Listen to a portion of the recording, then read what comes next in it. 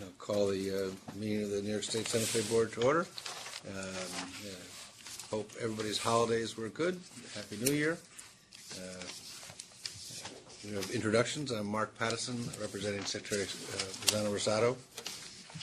Paul Ambrose, representing Commissioner Howard Zucker of the Department of Health. Jill Faber, representing Attorney General Letitia James. Great. Louis Polishuk, Division Director. Yeah. Sorry. Chet Butkowitz, Assistant Director of the Cemeteries. David Jacobson, Division of Cemeteries. Tony Melillo, Counsel to the Cemetery Board. And we're joined by new celebrity Sheriff Fleming in town. If you don't know that story, you can Google it. I was thinking more action hero. Action hero. I don't see the tights. They're under the suit, like Superman. Well, it's a long story. It's a good story. So let's move on. We have the minutes of the previous meeting. Does anybody have anything to add, subtract, or change? Please, Paul. My comments are only editorial, and I'll submit those to the division. I have nothing factual.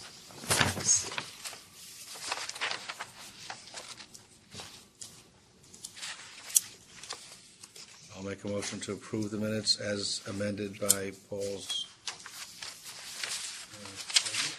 The only thing is you have a question mark here, Paul. So you ought to address your question mark because I can't edit that.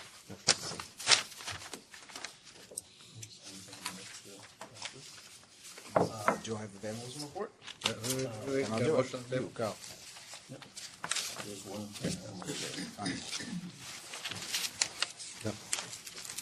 I'm eliminating my question mark. Good. We have answered all questions. I have a Now you motion, make a motion to accept the minutes as amended. Second. All in favor? Aye. Aye. All right, we have a first of the year legislation report by Yeah. council. Only two bills have been so far submitted. They both deal with amending the penal law. It was interesting. So I've discussed this with our legislative council to make sure I understood the process. Every term is 2 sessions. So we're in the first term of the new session. So all the bill numbers change.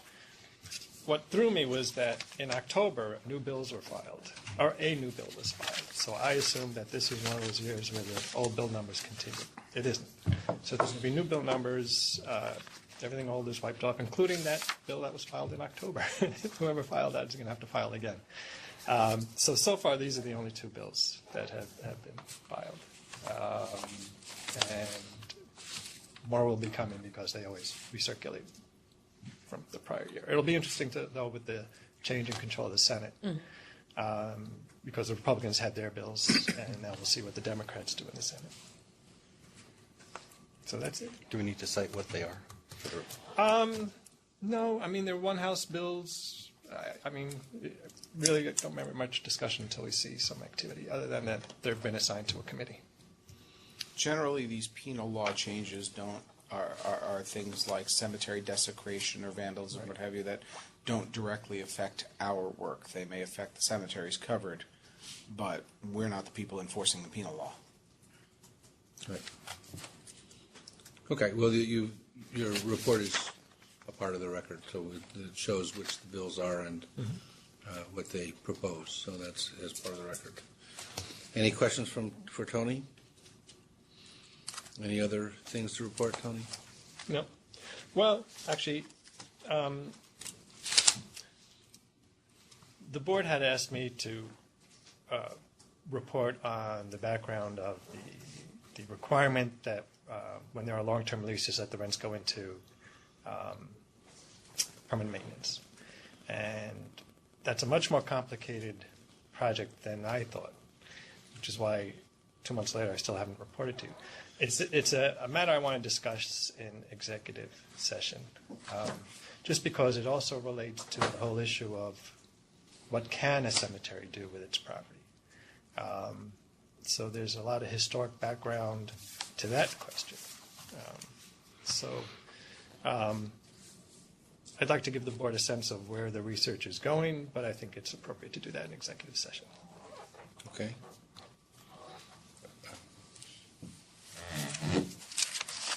All right. Okay, we move on. Louis, you have a division report? I do. Let's see where the agenda is so I can actually report on what it says I'm supposed to be reporting on. Okay, the annual mailing. The annual mailing is going to go out on or about January 15th. As I noted at the last meeting, we're making a couple of changes. We are not going to send out a copy of our annual report. We want people to do it online. If they can't do it online, the annual mailing says where you can find it and print it out on the internet. If you can't even do that, you can call us and we can help you find it on the internet. And if you can't even do that, we will send you a copy. But we think that most people at least can go to a public library, get on our website, and print out a copy of the report if they can't do anything else. One change we've made is that we have eliminated something that we sort of had as a stopgap measure in between, as a step on the way to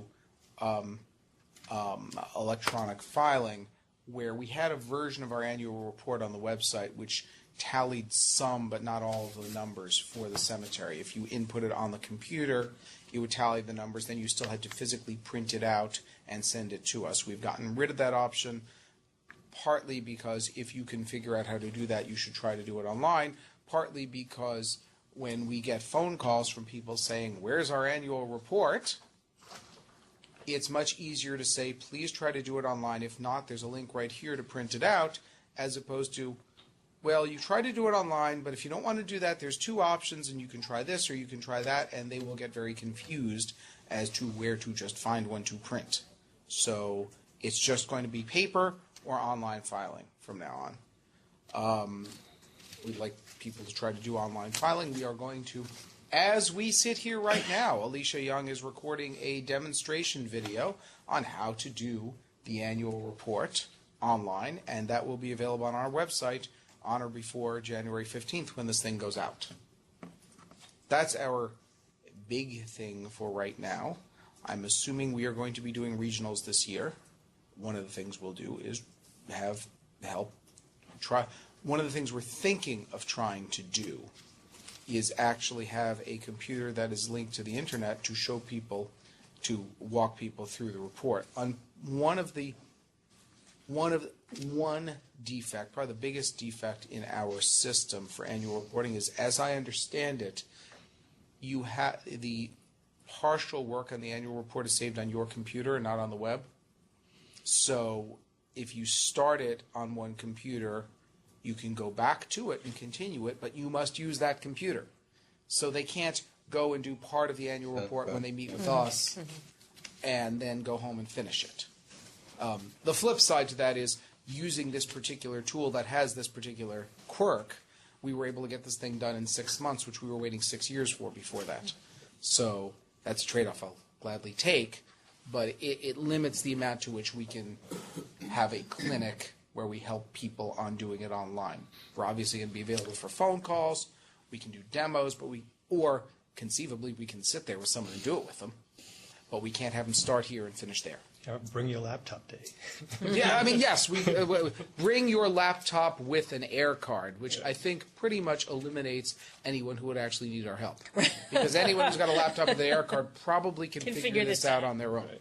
It's the people who don't have that kind of equipment where they may very well face problems. But And that problem you were talking about with people saying, you know, where's my filing?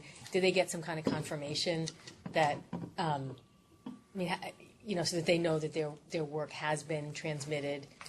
If you file it online, you get a confirmation. We don't send out acknowledgement letters for paper receipts. We never have. Yeah, but you get the online confirmation. Yes, there's a confirmation built into the online system. It's the where's my people are more going to be like, I got your mailing. Where's the annual report form? Okay. I can't fill it out because there's no form here. I think you guys are all old enough to remember when the IRS and tax department actually sent out tax forms for you to fill out. They've done away with that. We're doing the same. So that's number one. Number two, I guess this is the time to talk about it, is... Let me just say, I mean, again, I'm appreciative of the change to new technologies or online or paperless is never paying less. You know, we're aware of that. We're aware of the fact that many of our cemeteries are not people with lots of resources. So we think this will be helpful to them overall. It makes it easier to fill out the form. You can't put in the wrong numbers. Your calculations are right. The back and forth, it gets cut down. Errors are reduced. But we'll do everything we can to mitigate that transition from the previous way, comfortable way, paper, to an online or electronic version. So, and we're open to anybody letting us know what they think, and as we go about, people will give us feedback on. To be clear, we are not requiring online filing. It would be wonderful if everyone could do it. We know that's not going to happen. Right. Not going to happen in pretty much any of our lifetimes, I don't think. Certainly not in the next 5 years. Change is fast. So, Okay. So, thank you, Louis. Any other questions or comments about the online mailing part? And then, okay, Louis, keep going. so the other thing in which I brought to everyone's attention last month is the delegation of powers. This is sort of the broader issue. We have a specific example of this, we'll come up later, but the broader issue is, Mark, I think rightly says, well, we have a bunch of these powers, some of which we know previous boards delegated, some of which we think previous boards delegated, and some of which, quite frankly, the division has just been doing, and it's not at all clear that the board ever said, you do this, not us. So what I've compiled a list. What I'd like you guys to do is formally delegate the power to take these actions to us. Obviously, the regulations already provide that wherever we act in the board's name, the party aggrieved can go and appeal to you guys. I also think this delegation is inherently, you can say it in so many words, non-exclusive in the sense that the fact that you delegate this to us wouldn't mean that you could not entertain one of these things yourselves under appropriate circumstances. But these are things, with one exception, which is net appreciation applications, these are things that we ourselves have been doing all along. And we just want confirmation that you're okay with having us continue to do those. And adding to that list, reviewing applications to use a portion of net appreciation on funds. That's my pitch. That's not on the list? Yeah. It's on page 2.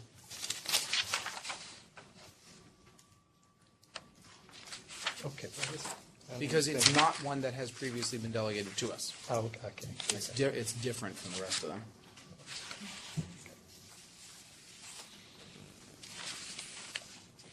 So, do we have questions about any of those duties? Again, it's always also revocable. And a secondary question would be, what's the reporting process? I think last month, that all of these things, once delegated, good practice would require some sort of reporting back, appropriate reporting back to the board as to the activities of those. Right. A few of these are things that we already statistically track, and we can simply provide you with those statistics.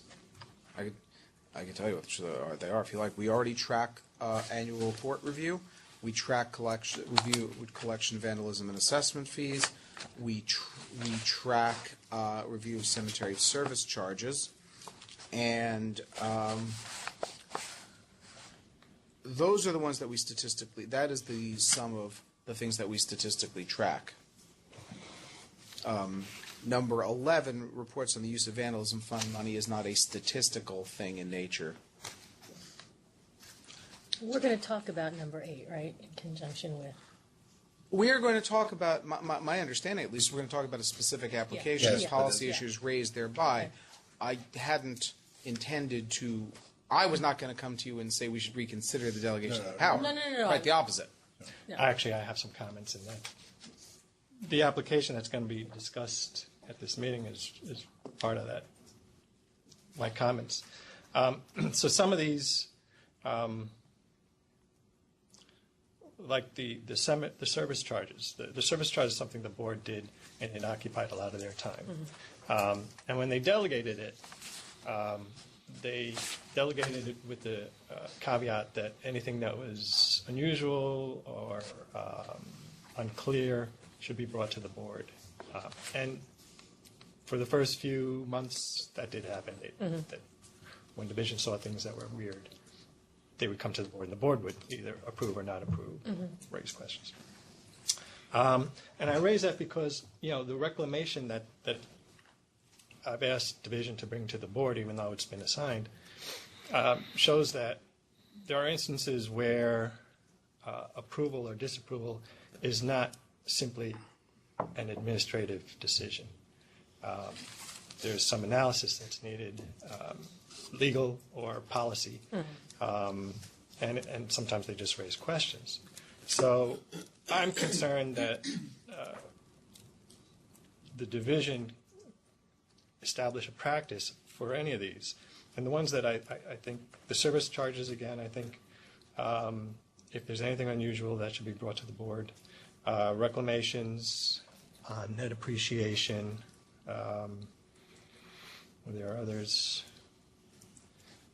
Those are the quirky ones that the division might, in certain circumstances, seek a recommendation from the board rather than make a decision on its own.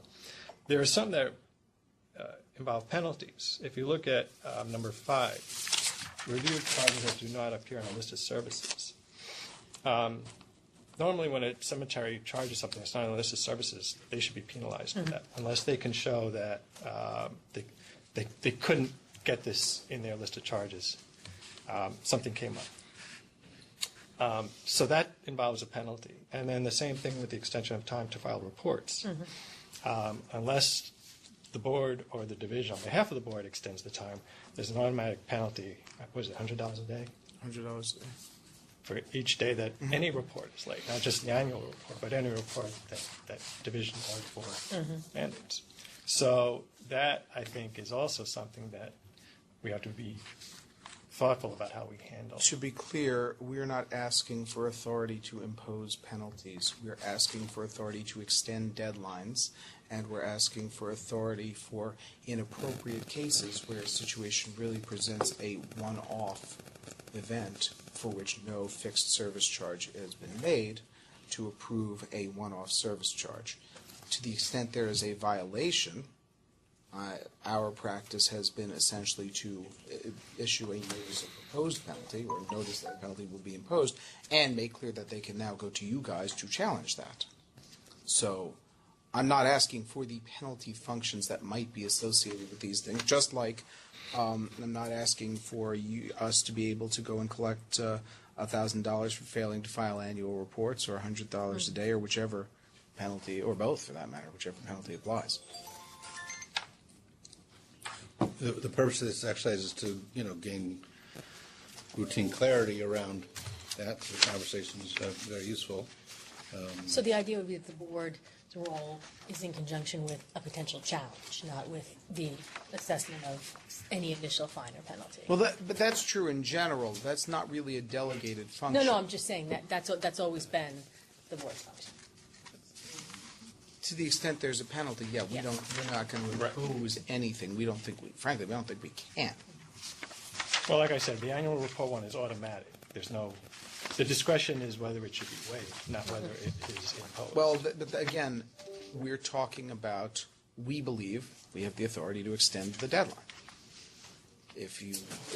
Missing a deadline is different from giving an extension. If you miss a deadline, you owe $100 a day. If you ask for 30 days to be granted, our view is you do not owe $100 a day. I don't know whether council is saying we don't have the power to give an extension. Because if you're saying that, then every time somebody is not filing on March 31st, they're going to have to appeal to you to vacate a $600 penalty because they're filing it 2 months later because they've got an explanation as to why they have to file it later.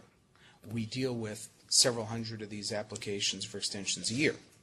If we don't have the authority to grant extensions, then you're Well, going to be seeing I mean- several hundred requests for waiver of penalty. Number 10 is actually your request to Yes. get, Right, to okay. continue that. So that's separately covered. Right. I just wanted to clarify that extending the time also involves waiving the penalty. That's not clear from just reading. No, see, that's not how I understand it. My understanding is that if you extend the time before the time has lapsed, you're not waiving any penalty because the penalty doesn't run because we have the ability to extend the time. Well, sometimes aren't you extending the time after the deadline has passed? Yes, and in that case, that's a different case. That's correct. But then are you waiving the penalties that have already accrued? Then we'd, I guess, strictly speaking, be proposing to waive the penalties, and you'd have to confirm this. That's not the typical That's case. the power. Typically, You're asking the power to do both, though, right? Right, You're right, asking right, the power to waive Yes. before the penalty has been invoked and to waive and extend the timeline after the penalty. honestly, I did not think about asking for the power for us to waive the imposition of penalties. It probably makes sense to include that. That's not something I specifically asked for. It probably makes sense to include that in the sense that they call us on April 1st and say, oh, shoot, I forgot to call you yesterday. We need 60 more days because we're waiting for this, that, and the other document. To force you to consider that where it's obvious that no penalty should accrue is probably a waste of your time. But I did not actually include that in this list. I'm probably being like way more granular than I have to here, but suppose, and maybe this doesn't happen, but suppose you don't impose, like they say, shoot, we didn't file and we need, an extension of a couple of months, and you say, fine, and we're not going to impose the penalty for these 2 months, and then they don't file by those 2 months, and time goes on, you don't have the ability to say, we provisionally, waived it because you in good faith said you were getting it in. I guess, to my mind, why wouldn't you impose the penalty, waive it, but that you could reinstate it if they didn't then file? Because the short answer is because many cemeteries, especially in New York City, don't receive statements on their investments until mid-May and never meet the March 31st deadline. And to start a penalty running because we know they're going to have to file later because of when they get their documents just doesn't make any sense. We'd have to keep track of how much the penalty is accrued to and then wipe it out. In the case you raise, my view would be no penalty accrued until the extended deadline. After that, you're going to have a penalty start accruing on that day. It doesn't go retroactive to March 31st. And I really don't see a tremendous amount of value in adding $600 to that penalty. Especially because these penalties generally are imposed on the cemetery itself. That's what the statute says. We don't impose the penalty on the individuals. And by penalizing the cemetery financially for what their individuals are failing to do, it's not really so productive. It is our only tool, but it's not so productive. And the individual is more likely to fail to comply with filing any report of volunteers that don't have the requisite skills to keep up with record keeping and filing such reports. I think, Joe, you're talking about something where it turns out we're extending the deadline in good faith, but it turns out they're not. Right. Right. So then, have you lost the opportunity? And I think the answer to that is yes, under the current circumstances. But that's a rare Yeah. scenario. Yeah. And it's also maybe one or two big cemeteries a year that miss their deadline. Okay. I think the two things are, one, I agree with Tony in the sense that the delegation of authority of a duty is not an absolute, right? It's not, like today, we're going to try to get a clarification on something where there are issues of ambiguity. I think it's proper that the board resolve the ambiguity, right? So we're delegating ministerial or administrative actions for the purposes of reducing the bureaucracy, being responsive, streamlining the board's activities, not to give away the board's authority there. So whenever there are things that, just in our division's judgment need board clarification, they should bring those back. The second thing is that we're sort of cleaning up some things or getting back to this, but when we get to it's sort of what's the annual reporting, when you're reporting on what's happened, we may learn some things about, how we should give guidance or not, so I would recommend that we that we look at these broadly. There are things that have really either been delegated or have not officially, but in fact been delegated, and then look to, with the understanding it's not an absolute. The board reserves the right to clarify issues, to receive appeals, and that when we get to reporting issues, there might well be issues that come up. We say, gee, here's a problem we hadn't thought of before. Okay. So I do want to give the board just a little more information on the service charges when they're not listed. What the statute says is that in the event a cemetery provides any service not listed in the charges, and that can't be fixed and it's reasonably fixed in advance, the charges made, therefore, a charge that was charged but not listed, is reviewable by the cemetery board. In the event the board determines that an excessive, unauthorized, or improper charge has been made, or that the services were not properly performed, it can direct the cemetery to pay the person 3 times the amount of the excess. Or it may direct the cemetery to perform the work properly if it was not properly performed. So there's, it's a penalty. It's a little bit of a hammer to make sure that the cemeteries list all their charges ahead of time. And so when something is charged that isn't listed, there's a little bit of authority here to impose a penalty. So that's one of the things that, if you're assigning this power to division will have the power to either apply or not apply that. We'd penalty. be proposing a penalty, and it would be up to them to challenge it before you. Although, more typically, the way this comes up is before they actually impose the charge, they call us and they say, what about X situation?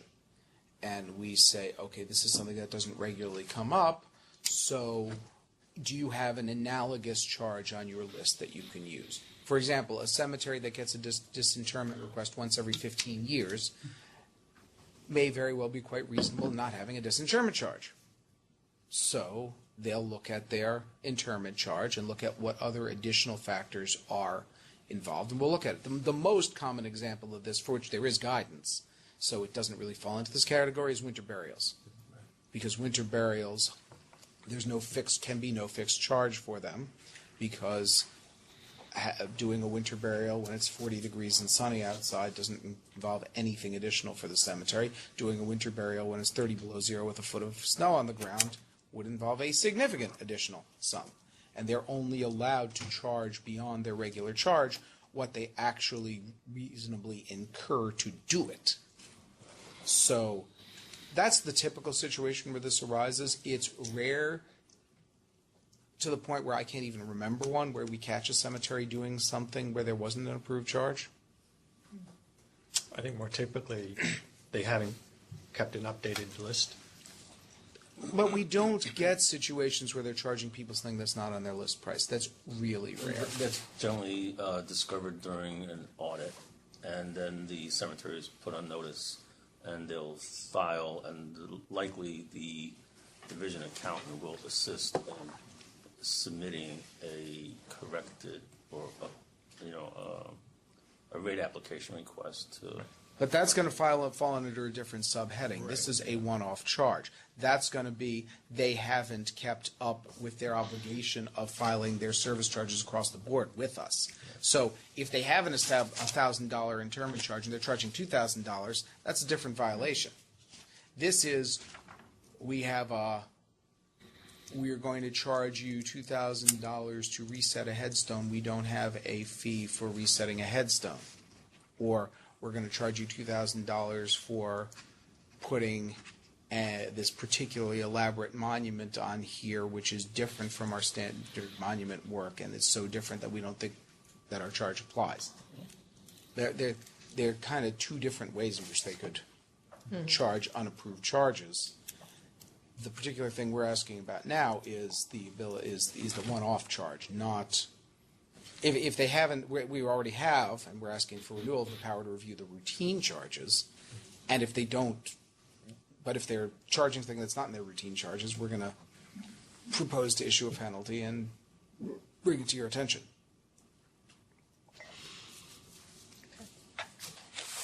So I'd make a motion that the board reauthorize the delegation of the duties of the powers, its powers to the division as listed, and does that include the? I'd like you to also delegate to us the authority to review net appreciation applications. That's not reauthorizing anything that's never been done before. It's on the back of It's on the back. Right, yeah, so, as listed, so I'll make that motion. Second, any discussion, other discussion? All in favor? Aye. Great, and again, I think the follow-up on that is to look at these, talk a little bit more about what's the sort of appropriate reporting process for all of these. That's Most great. of these, I think it's going to be a statistical kind of report. But I think that's good practice, that cleans up some older issues. Thank you. So, Vandals report, yeah. Chet? Do you want to do it? One more time into the breach? Yeah, I think so. Vandalism fees collected for the fiscal year ending March 31st, 2019, total $104,940. The appropriation is $939,000. Applications granted totaled $1,548,734, and applications pending total $1,588,862. Of the applications granted, 40 were for restoration, totaling $1,200,065, and 2 applications for abandonment, totaling $348,669. And we have an application this month. Any questions first about the Chet's report?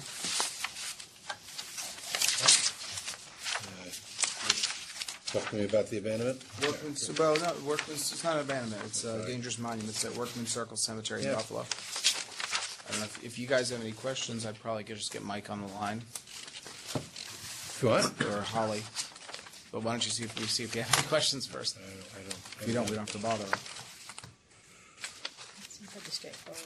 It's a pretty routine application. The only thing I'll note is that this is the first one that our new investigator in Buffalo, Holly Huckabone, did. I think she did a good job.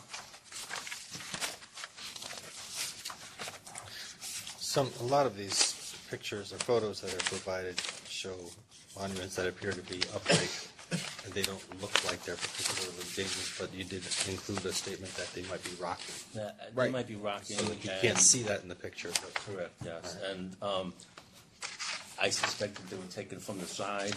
Some of them are actually. It's hard to show the tilting or lean. leaning, yeah. It's hard to show the lean of the monuments in a photo, but also, depending on the angle, but also, actually, I think you can make a good argument that the most dangerous monuments are the ones that look like they're upright. Because you're not going to be as careful around those, but if you just give them a little push, they fall over. Yeah. I've unfortunately done that myself once or twice. Fortunately, away from me, or I wouldn't be here. So, though, as you know, they received the application, and the investigator has been there and determined that they're eligible for dangerous monuments. Yep. Okay. And that the fee that they're going to be charged and that 20-year warranty, that's appropriate and standard and. Well, let me qualify that by saying, yeah, the warranty is, the board has wanted us to get at least a 10-year warranty on these. We got that. The appropriateness of the fee, we don't really, we asked them to get multiple bids. We don't determine that the lowest bid is in fact a reasonable bid. We just determine that's the lowest bid. We're not contracting to do this work, the cemetery is. Yeah, I guess I just meant in terms of the documentation. They went through the process of getting the documentation that was required to Yes, support. yes, yes, That's what I yes. meant. Yeah, no, I know we don't actually evaluate the Right. appropriateness of the fee, but the way it was generated Yep. procedurally is appropriate. Okay, so we can have a discussion, but I'll make a motion to approve the application for Workman Circle Cemetery, Buffalo, in the amount of $37,424.50. Second. All in favor, aye? So while we're at it, We have some orders for you guys to sign. The first two are for, to clarify, your motion, of course, is subject to availability of funds. Subject to available funds, thank you. So we got, the first two orders are last month's orders. They didn't have the proper subject to availability of funds language in them when we brought them up last month. They now do. They are still dated as of December 11th. They still have Barbara Underwood's name on them. The third one is dated today and has the new Attorney General's name on it. So, just so as you know, as you're signing. Do we have the power to change history, though? We're not changing it. We are filing a corrected version. Back to the future. I don't know if it's the right The Cubs time. beat Miami in the World Series. I don't know if it's the right time to again sort of say that Chet is looking like he's going to retire at the end of this month. I think so. So- I'm starting the paperwork. I have started. He might make another meeting, but we don't really know. I've already told him that he's not allowed to come to the next meeting because we're only saying goodbye so many times. Exactly. But, If he's still on the payroll, he gets to pass on the meeting. There you go. well, huh. All right. Thank you for your work, Chad. Yes. We really appreciate Thank you. It's been a pleasure. Absolutely. It's been Yeah. An honor. good. All right. Let's discuss the Mount Lebanon influence Okay, issue. sure. So, first, a word about the cover memo I did. I wrote this reflects our thinking on this, but I wrote this with the idea that we were approving this ourselves. There is a potentially broader issue of policy that we ought to discuss, and so y'all have it. But that explains the strange format that this is written to file and says we have approved it, whereas in fact we have not yet approved it. With that said, this is the first of these that we're considering. The society in question is the Kovner Ladies Gemilat Chesed Verein Inc., which I'm going to refer to as the society for everyone's sanity. They have been inactive since 1986 at the absolute latest. They have had 2 burials in that since then. There was one in 1986 of the last known signatory for. Let me take a step back and explain how societies work. Societies are non-sectarian societies. That's a key distinction. Non-sectarian societies are typically formed as unincorporated associations. By the way, I've told the cemetery that I'm going to get them on the phone in case there's anything they want to say or you want to ask them.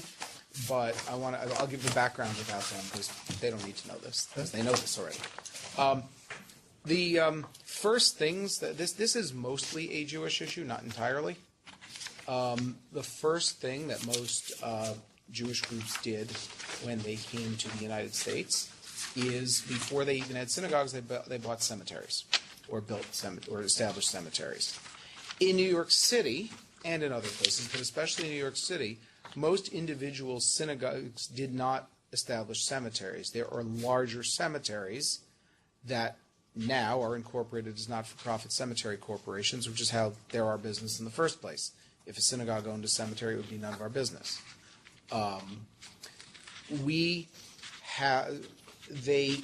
These groups, it could be people from, in this case, I think Kovno, which is a city in, I think, Poland, or it could be the Jewish postal workers, or it could be the Yiddish Theater Group Association, or it could be any number of groups got together and established societies. They would get together, they'd have meetings, they'd talk about the old country, they'd have scholarships for kids, and most importantly, they'd have burial plots.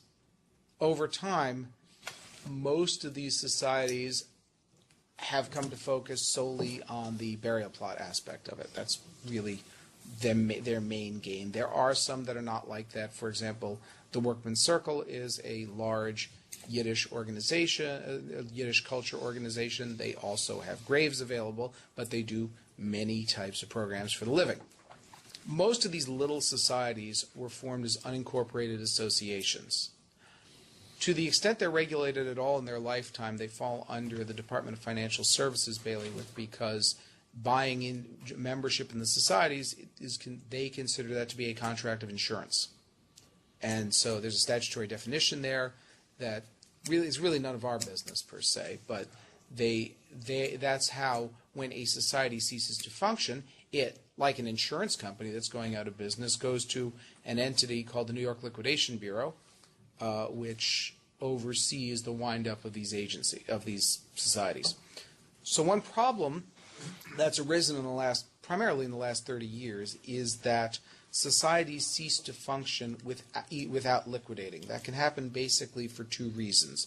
One is that the society's records are not adequate, are not deemed adequate by the Liquidation Bureau to process liquidation.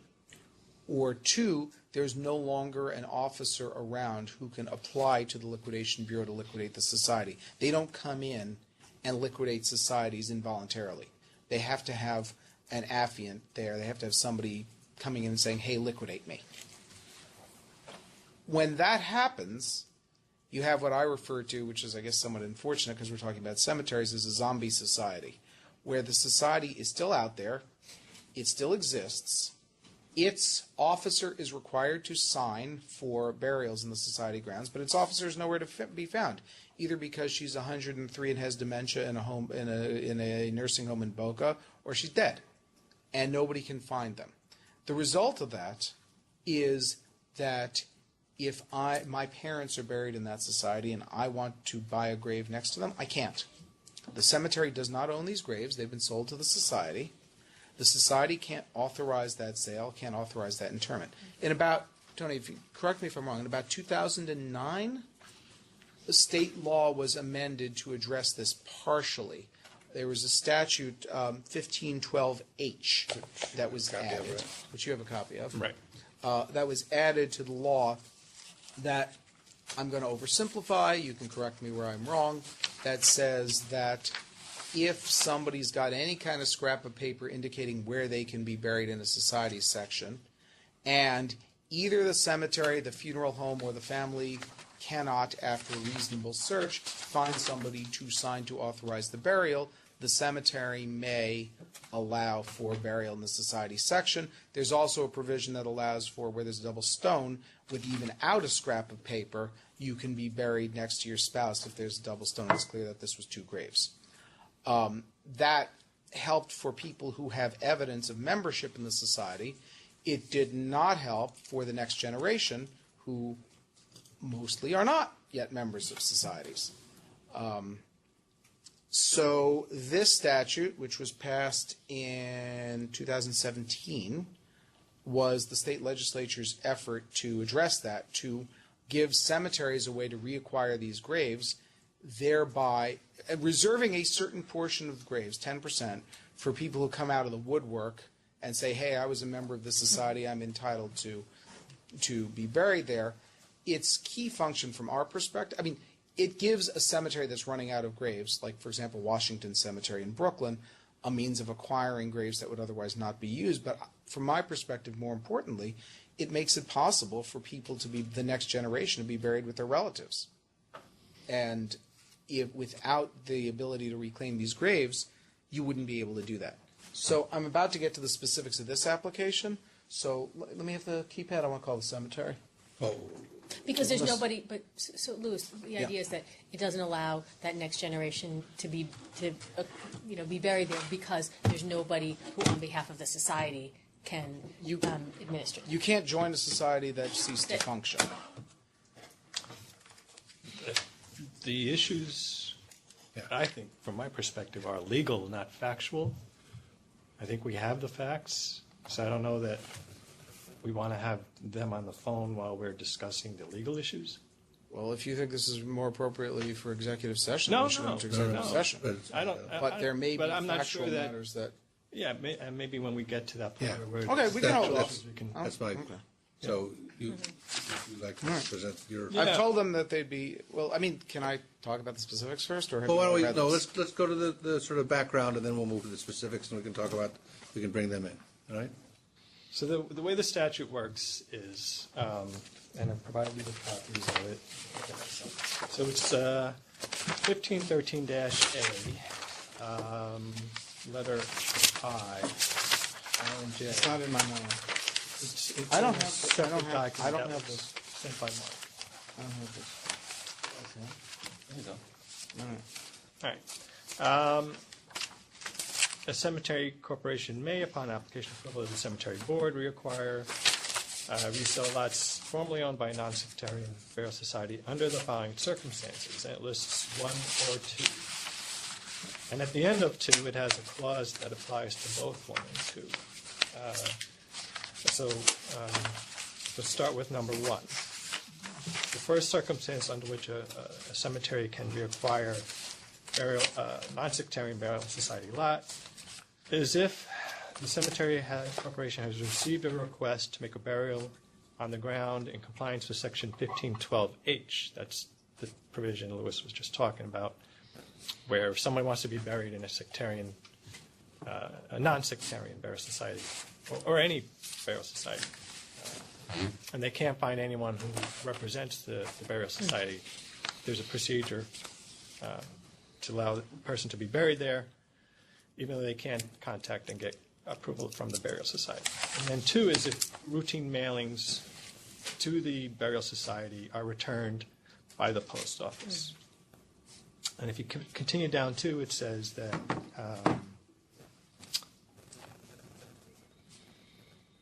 the cemetery may, at its discretion, commence the process of reacquiring the unused graves on the grounds, except any graves that have been reserved for individuals. And then, if you go down to J, if the cemetery has decided to commence the process, then it discusses what the process is. So you have to have 1 or 2 occur before the cemetery can decide to go through the process of reclaiming non-sectarian burial society graves. The problem that has occurred here is John, can you just wait for a second? Have you guys read the facts? I mean, do we need to summarize the facts before we discuss the potential problems? all right, so they went on number 1. Correct. Which Right. is that they did a burial for somebody, even though they couldn't contact the society representative. Right. So they're doing it under 1512H. They exercise the authority under 1512H. The problem is the burial that they're referring to occurred 30 years ago, long before 1512H was even a dream in somebody's mind. I'm not sure about that. Somebody may have dreamed it by then. Yeah, well, Dreaming it is not the same as Somebody legislating. dreamed and had the power, maybe. But anyway, 30 years is a long time ago. So that was presented to the cemetery, and they said, look, I'll let Lewis give a more detailed response to this. We're sure we complied with whatever 1512H requires, even though this was done 30 years ago, decades before that section. This is like a nunc-pro-tunc. Yeah, kind of, right. It probably would be helpful to describe what 1512H actually requires. Yes, before we the get into key these part of facts. 1512H, well, there are a couple of keys. Right. One is that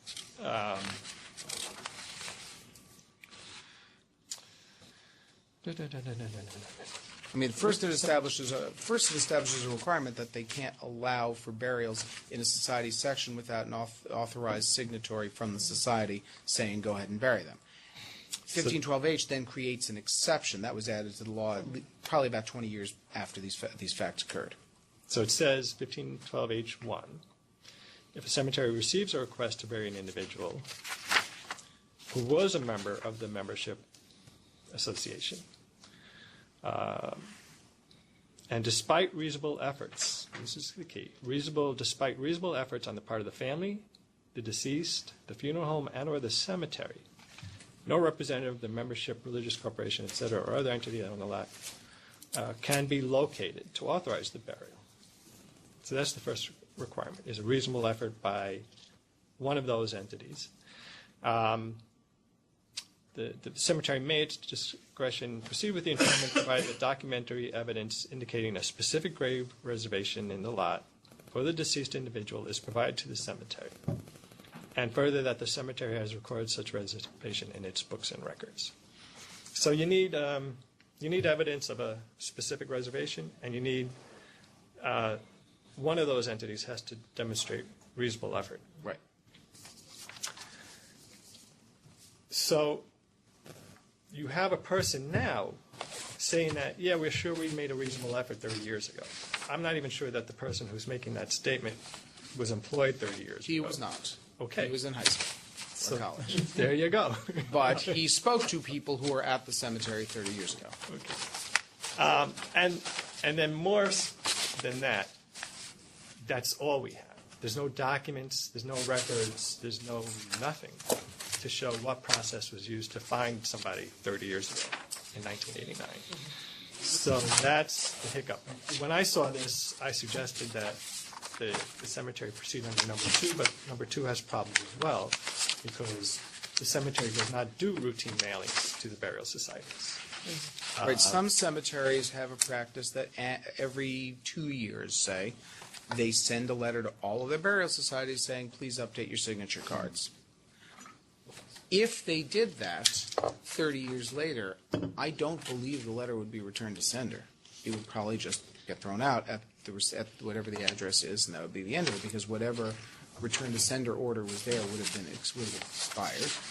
Number 2, one of the whatever address they have, they succeeded in getting through to someone, the daughter of one of the former society officers, so that wouldn't work. And it wouldn't be routine to write to the society. So just to give a little bit more of a ribbon on the package here.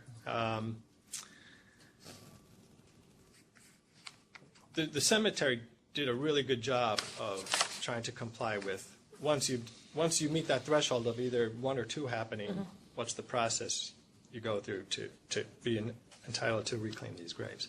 I had some issues with the process that they used. the sign was an issue.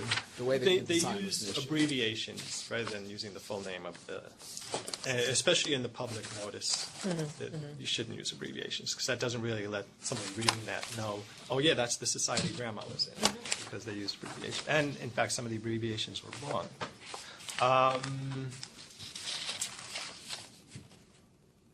And then the sign, they also posted something about reclaiming the graves. They should have, there's extra language. Yeah, they posted stuck sign. extra language in there, posting that really they shouldn't really have shouldn't. been there. There we agree. And I did a quick search and found a few more people that they could have sent letters to, but they probably would have shown up as They would have been dead non-existent anyway. We did further research. The search Tony did was based on the 1940 census, which is the last publicly available census. We tried to use that information to run these potential leads to ground. Carrie McGovern, who does our regular reclamations, where that kind of research is much more important, took a crack at finding anybody and got precisely nowhere with that. So I don't think we can say they didn't make a reasonable effort by following leads that led nowhere. So that being said, So that brings us back to All- that first question. this is one of those cases where I think the intent of the legislation is that this society, this cemetery should be able to reclaim.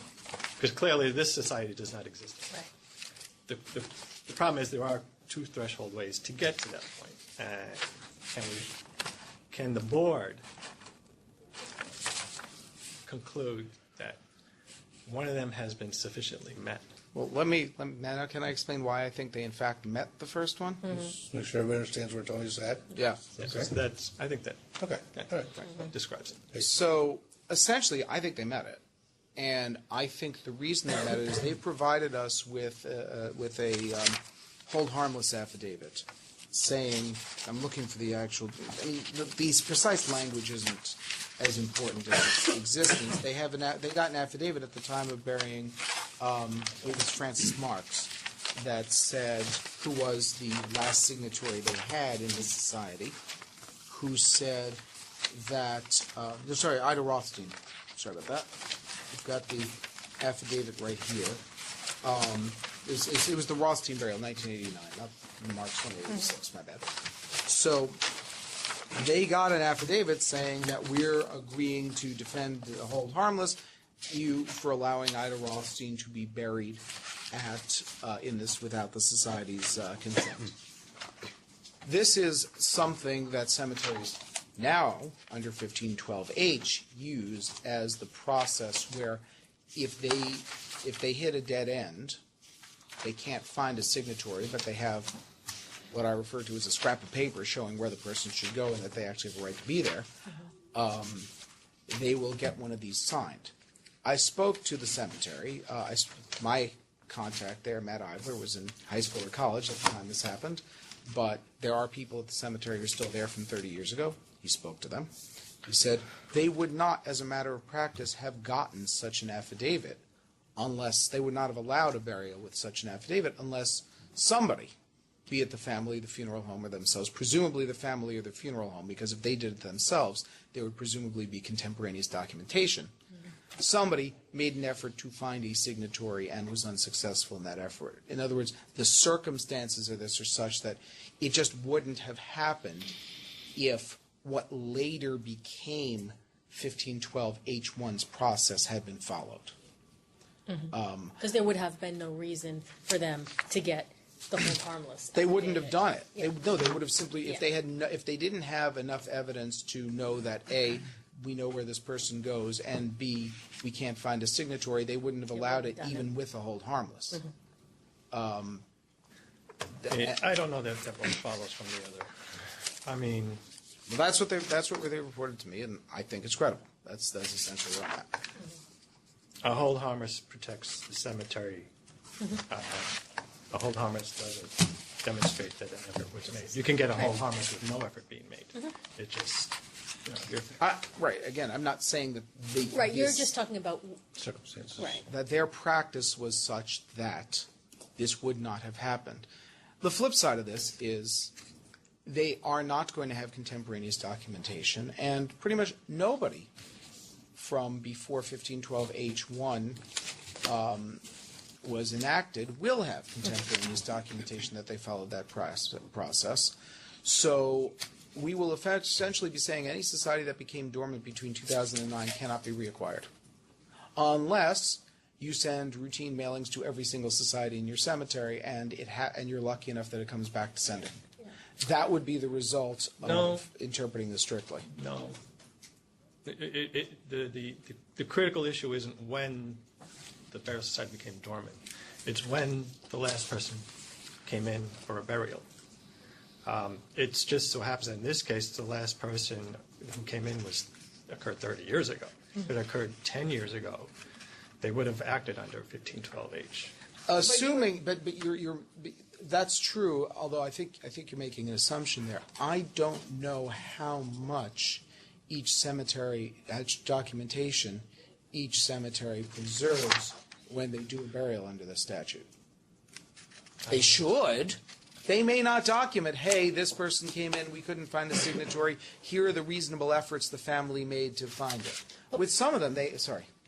No, I was going to say, but I think the timing does matter, because if we're talking about a time, before the statute was in place, then by definition, they didn't have the crystal ball to know what type of documentation. So we're really just we're going back, and I think what we're doing is we're looking at what was the intent of the statute and what was the statute trying to address. If what you're saying is if this happened last year and they came in and they had nothing else, Different beyond this, conclusion. I'm not sure I'd be recommending approval. Right. I'd be saying, why the heck didn't you document that you followed 1512H in doing this burial? Yeah, I guess I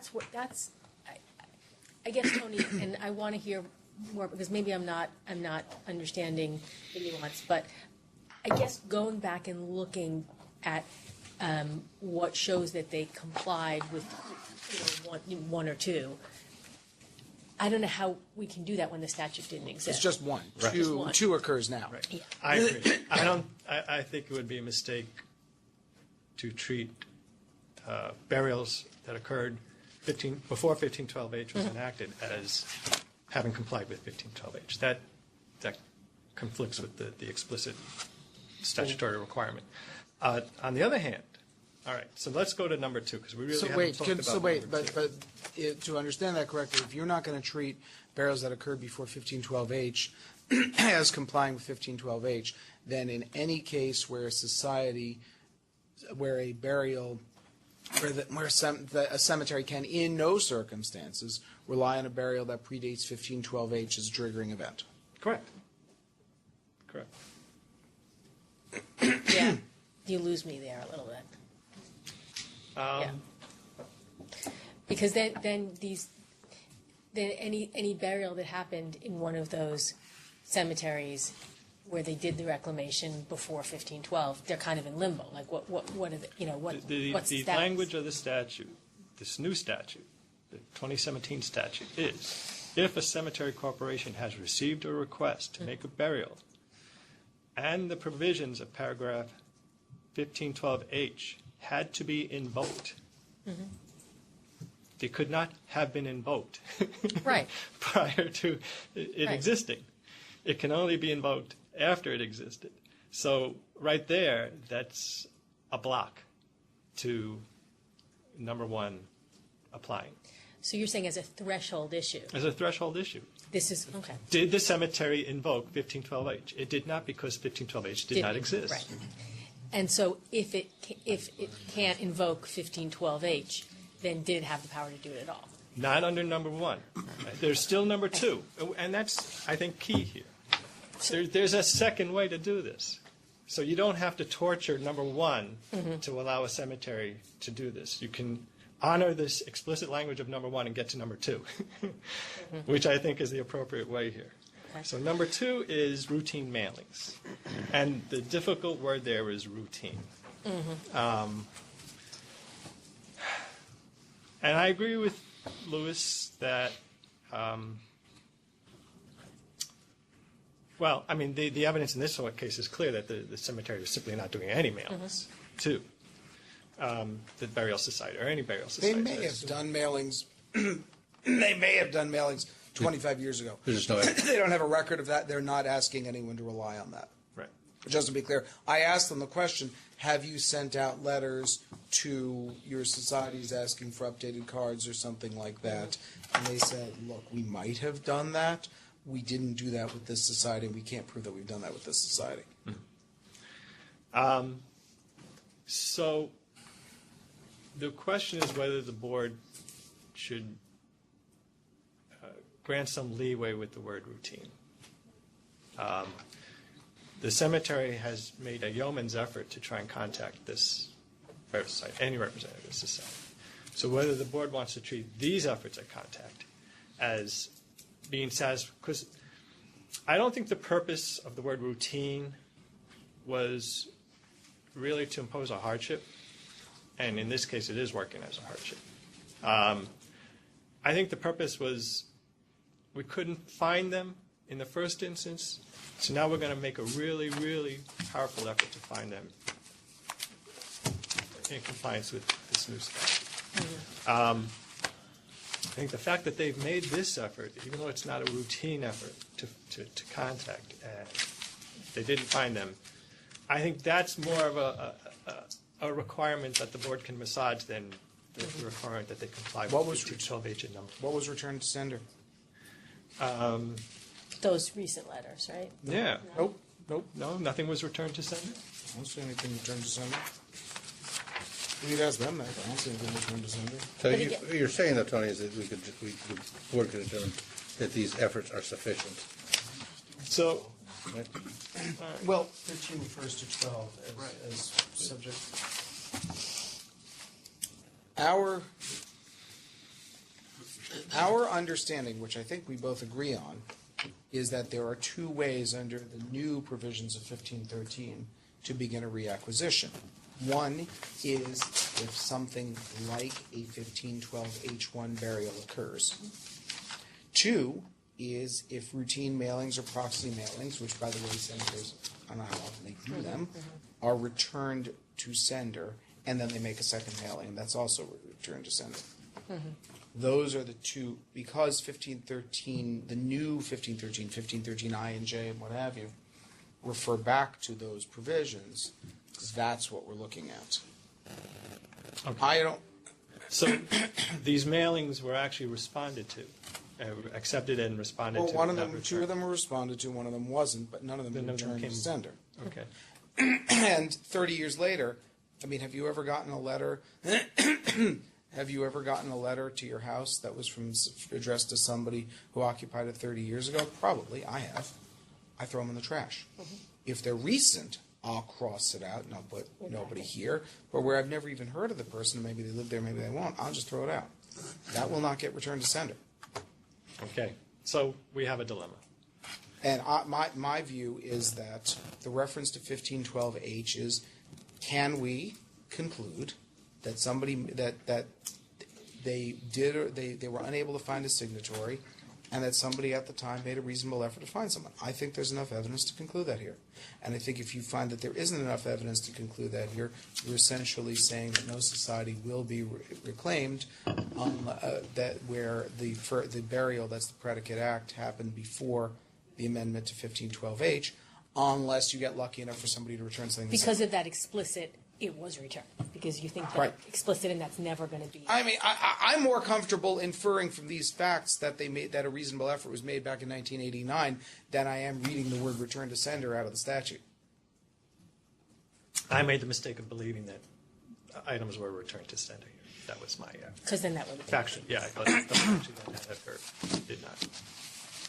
So I guess we're just looking for the board to confirm the division's recommendation to approve the reclamation based on the yeoman's effort. And while it might not cross every T and dot every I, it's sufficient. And I guess, And that's sort of probably a more broad important, policy, more yeah. importantly, to address the policy issue, that if the burial occurred before the adoption of 1512H1, if we can reasonably conclude that they followed the procedure, substantially followed the procedure that later got codified in 1512H1, that's good enough. Right. Or if they can show that they sent these. Well, the out of return to routine, sender yeah. thing is not at issue here. Yeah. Nobody's trying to rely on that. Right. We could. But in other cases, that might have been satisfied. If so. it's look, if you addressed a letter to John Smith, and it was by certified mail, and Jane Doe signed for it, and you go and look, and there's no connection between Jane Doe and John Smith, could you argue that Jane Doe returning a receipt for a letter addressed to John Smith is equivalent to being returned to sender?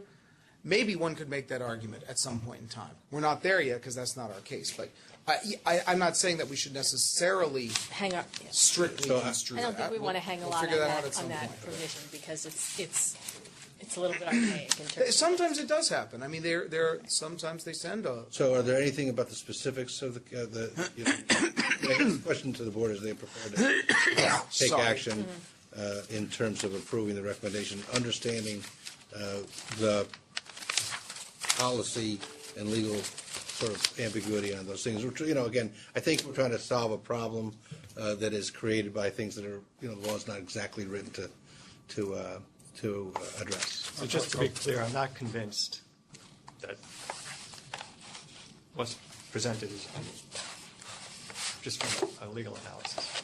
I'm not convinced. I had hoped that there had been a return to sender. We could go through number 2. But the I don't know. consequence of that would be that things couldn't proceed forward. This one couldn't. This one couldn't. No. Are we, if we were to approve it, are we in any way deeming the society liquidated? No. For No. future? No. No. No. Okay. If the society turns out to have unclaimed funds in a bank account, Virtually? if a No. no, if the societies typically will have two assets, graves and money. This only affects the graves.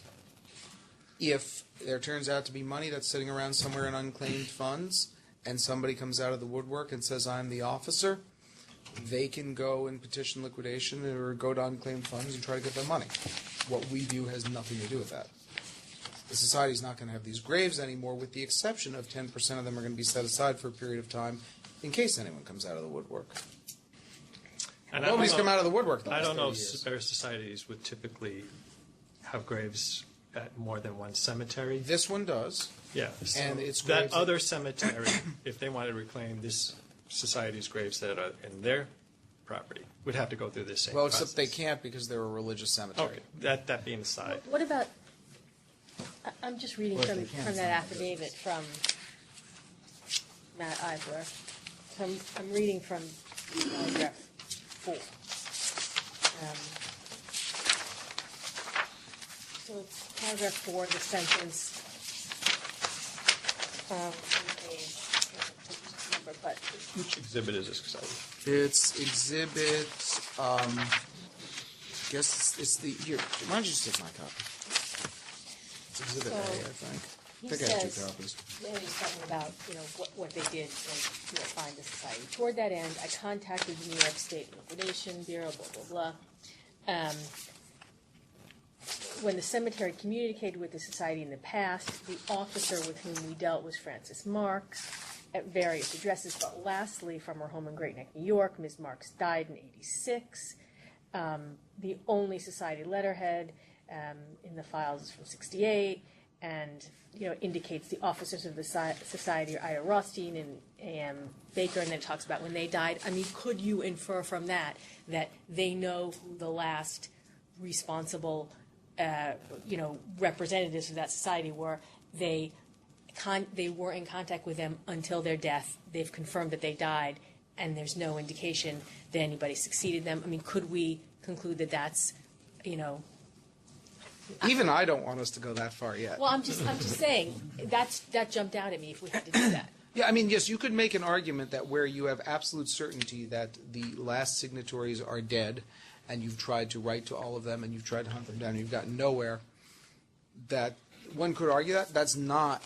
And actually, that's what the second part of 1513A does, is it requires a fairly stringent effort to find other officers, other representatives of the burial society. So it doesn't permit the cemetery to rely on the fact that its contact has died. It knows its contact has died. It has to try to find other. That's the whole point of the second half of the statute. Yeah, And I they've guess, done that here. I guess the way I read, and the only other individual that we had any information about, the very last piece of correspondence from that society was 1968, and that person died too. I'm just. Right. Look, it's helpful that we know that they're dead and where they're buried, and it's also helpful that we know that that Union Fields, the religious cemetery where they have graves as well, has also not heard from anyone since 1980 something. So this was supposed to be a difficult process. In fact, if it had been made an easy process, the legislature probably would not have passed it, because you're taking away rights of an entity. You're taking physical property from an entity. And even though in this case they're not sectarian, it's still that's a significant. In fact, the statute that deals with taking graves from individuals, you have to wait 75 years. The legislature made it hard on purpose.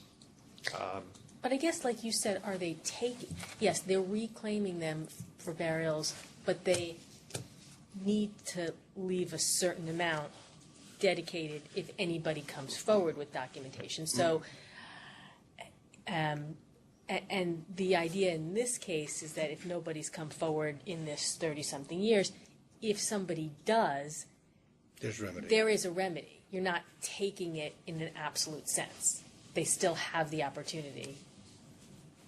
Theoretically, it could exceed the remedy, but it's unlikely. Right. No. Are societies required to have a list of membership? They are supposed to maintain membership lists. That's correct. And there's no way to find. Nobody can find the records for the society. They've reached out to Ms. Groman, who I think is Ms. Rothstein's daughter. If I said I was a member of that society, I'd have to be believed?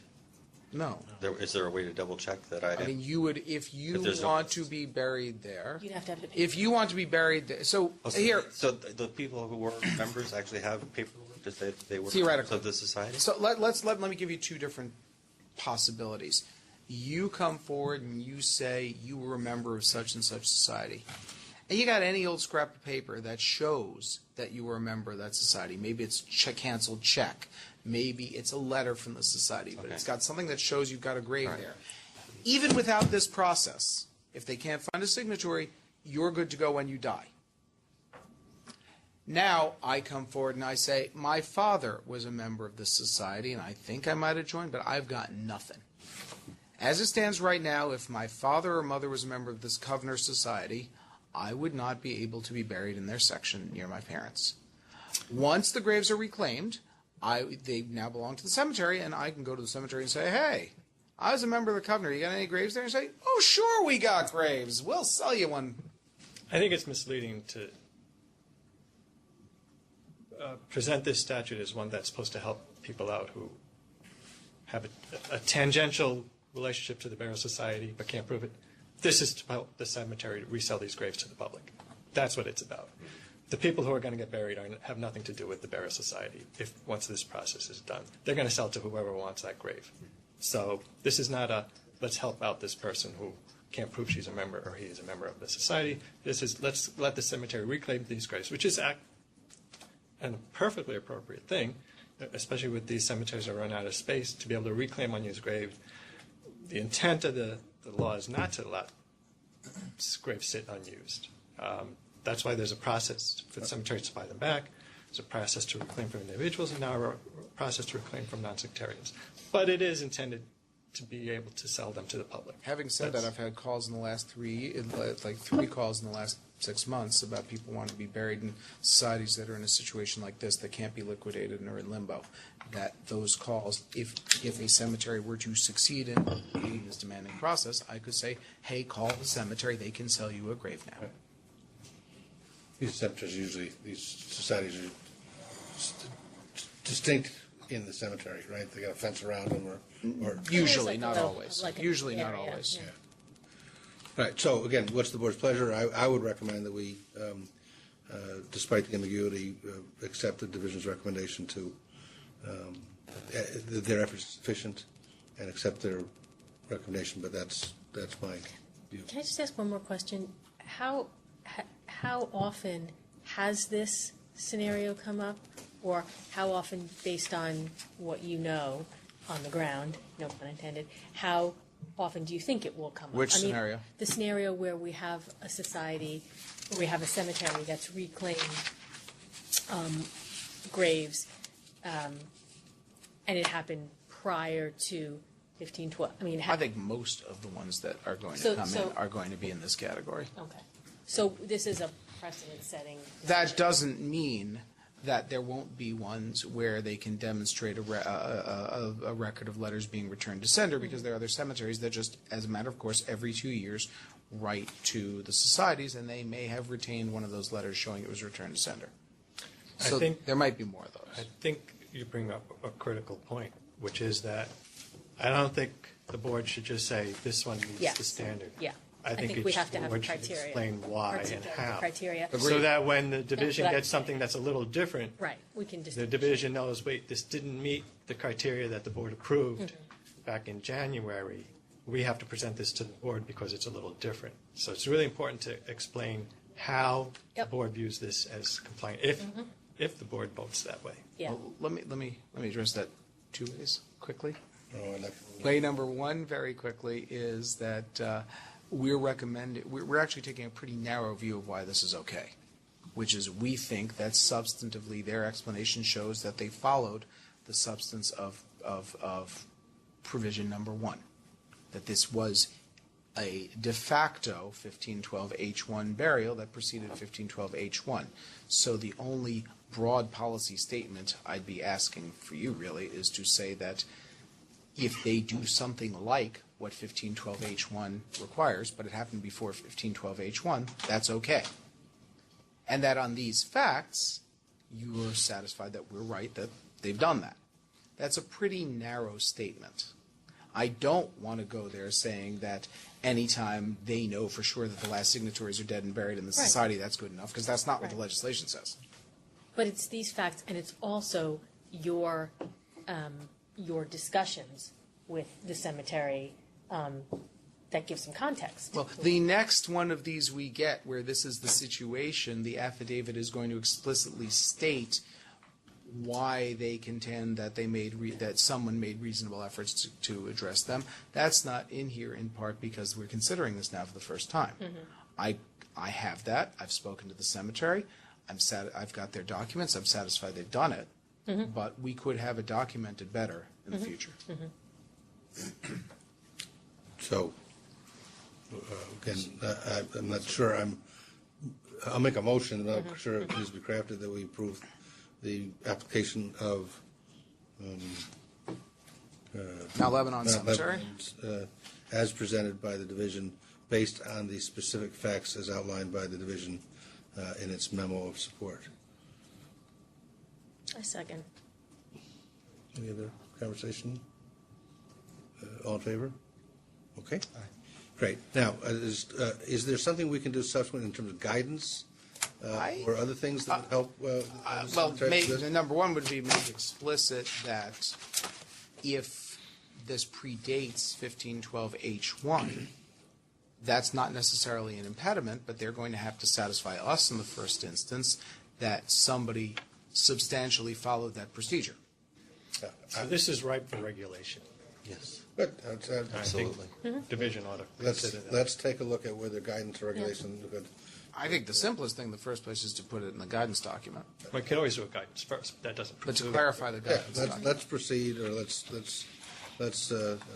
my other hat, we'll take action to see if we can explore those options. I think that's a great suggestion, sir. Okay, great. That was in the weeds, but I think that was important. Public comment. I just want to recognize we have the president of Greenwood Cemetery here visiting. Is there anything you'd like to say or whine about, complain? No, just happy to be here. Life is there. Well, it's the right side of your business. So. David, do you have something you want to?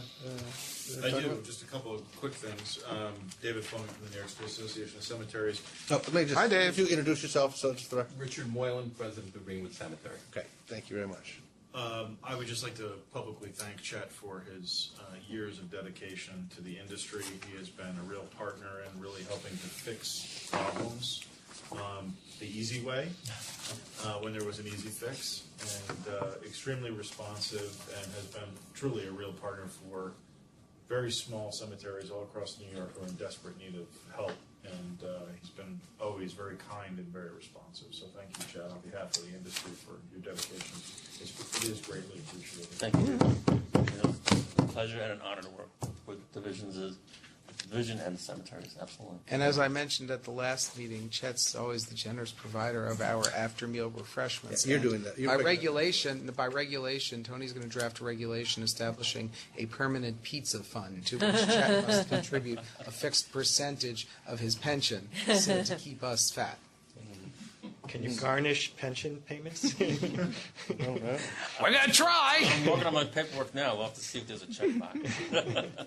So while Sorry, I Dave. extend significant thanks to Chet for his dedication, I would like to address the non-sectarian burial societies, in particular because our firm drafted the law, and secondly because a lot of the discussion predates many of the folks in this room, and that is non-sectarian burial societies and sectarian burial societies have been an absolutely horrendous creation and are a real problem for cemeteries today. They were great, and they are great when they work and there are people available. Unfortunately, like many things in state government, the process for how to wrap them up was never contemplated when these organizations were created. They create nightmares for cemeteries around the state where there is very little by way of paperwork that was ever created. Puts families in very difficult situations when they're calling at a time when they think everything's fine, only to discover most likely all of the former officers are dead and gone, and probably somebody chucked out all the box of papers when somebody died in Florida. But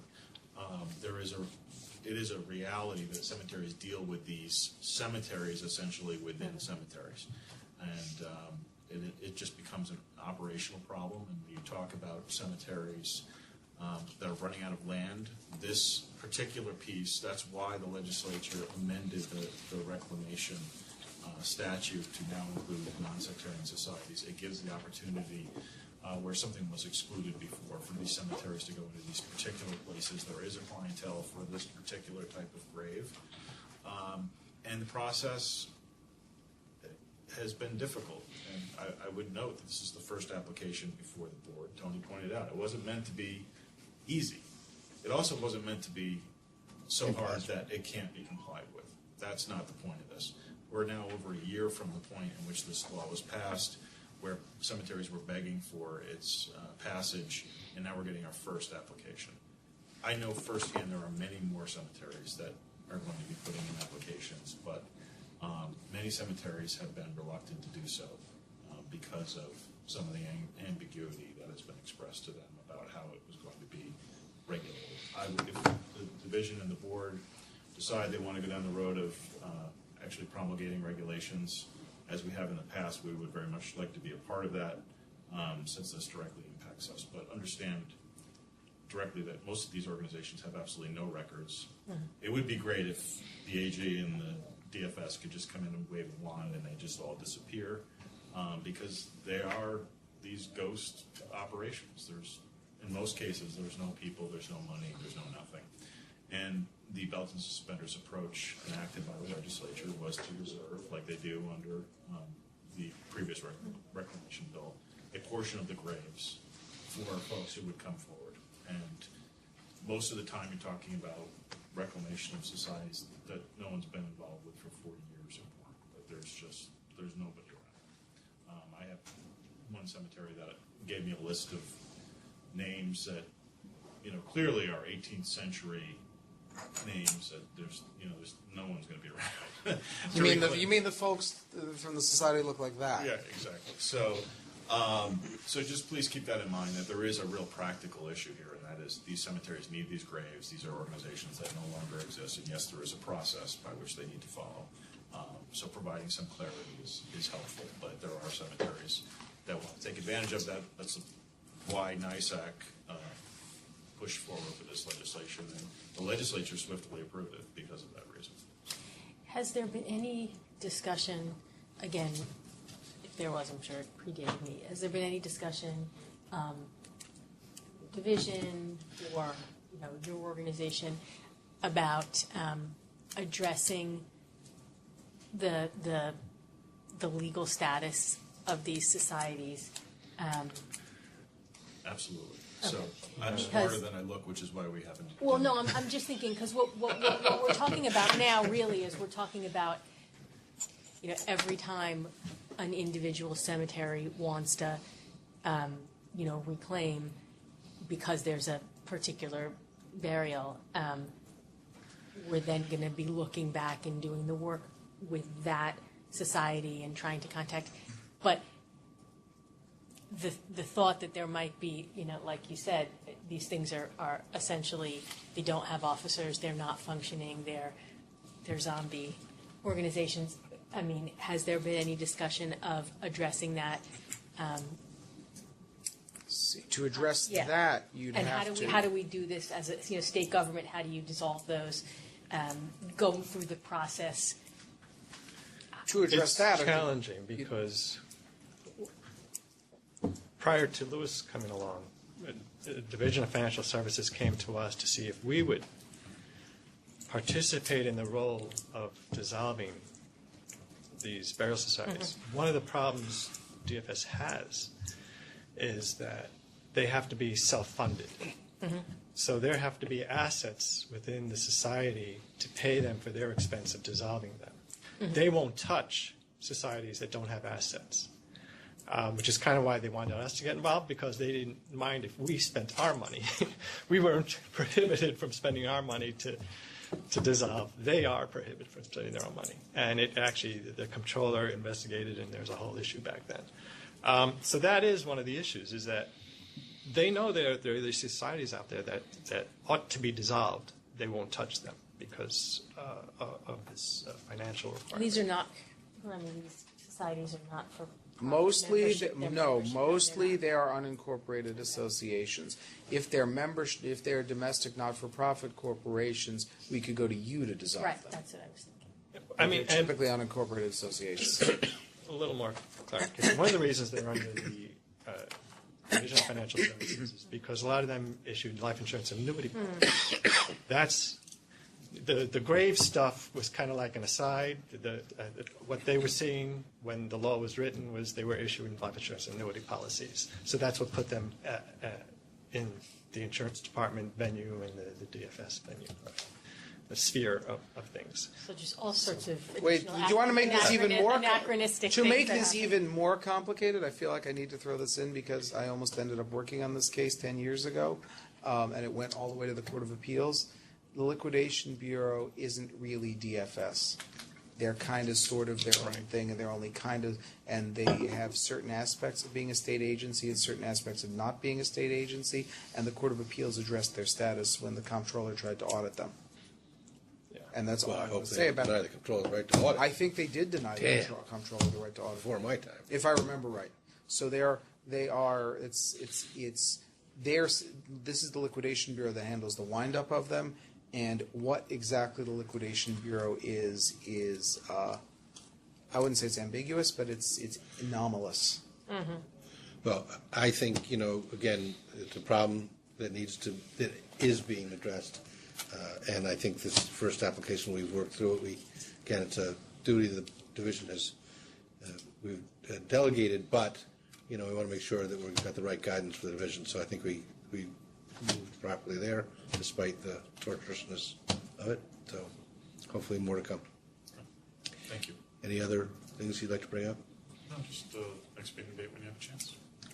Next meeting date? February Yes, 12th absolutely. at 10:30. February 12th. I won't be here. I'm on a new date. I'm on vacation that week. I'm on vacation Well, the following. February 12th, until we change it. When are you back? The following week. I'm away the following week. Well, let's, We can do it on the Friday. The Yeah, Friday it the doesn't have 21st. to, does it have to be a Tuesday? I mean, I know No. typically, but for that one. It's just I don't want to make it much earlier than the 12th because one of the reasons we're with such a short agenda today is that it was a very early meeting coming after a vacation. Having said that, I guess we could look at the Thursday or Friday of that week, the 7th or the 8th. I can't do the 7th. Could we do the 8th? We don't generally like Friday meetings, but could we?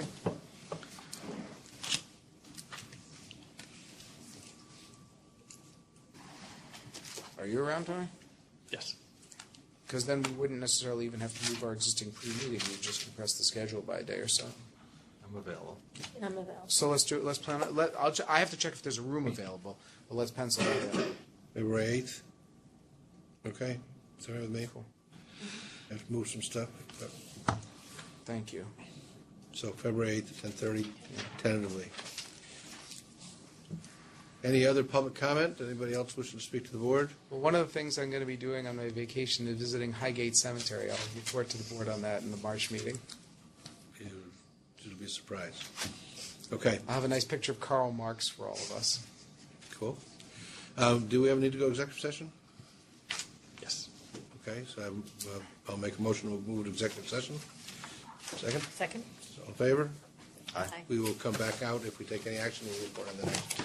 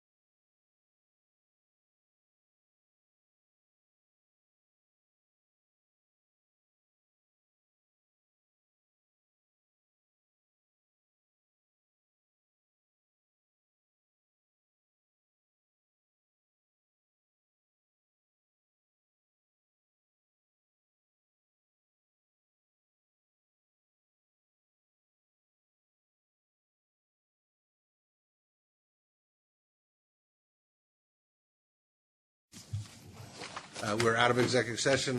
No action has been taken. Motion to adjourn the meeting. Second. All right, all in favor? Aye. Meeting adjourned. See you in February. Thank you very much.